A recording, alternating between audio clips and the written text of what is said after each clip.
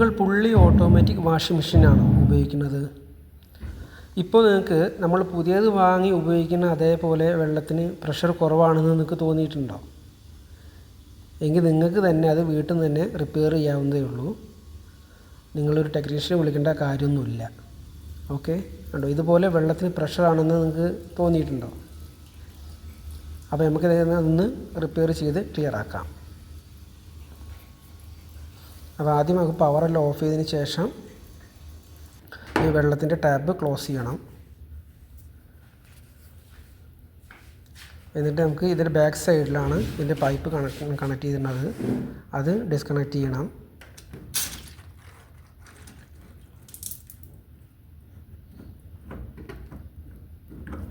എന്നിട്ട് ഉണ്ടോ ഇതിനകത്ത് നല്ലോണം കച്ചറ വന്ന് അടഞ്ഞിരിക്കുകയാണ്. ഒരു പ്ലെയറോ അങ്ങനെ എന്തെങ്കിലും ഒരു ടൂൾസ് ഉപയോഗിച്ചാൽ അതിൻ്റെ ഉള്ളിലുള്ളൊരു ഫിൽറ്റർ ഉണ്ട്, അത് പുറത്തോട്ട് എടുക്കുക. അതിന് ശേഷം ഒന്ന് ക്ലീൻ ചെയ്യണം.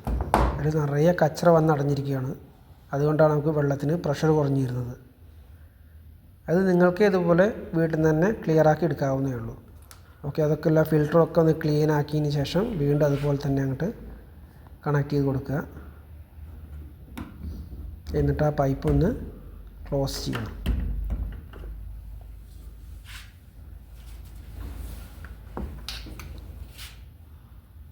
ഇതായിരുന്നു ഇതിൻ്റെ കംപ്ലൈൻറ്റ്.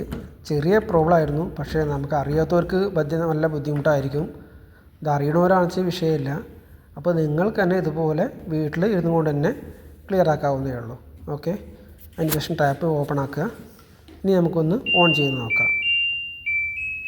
അപ്പോൾ ഈ വീഡിയോ നിങ്ങൾക്ക് ഇഷ്ടമാണെന്ന് വിചാരിക്കുന്നു. അപ്പോൾ ഇത് എല്ലാവരിലേക്കും ഒന്ന് ഷെയർ ചെയ്ത് കൊടുക്കുക. ഓക്കെ,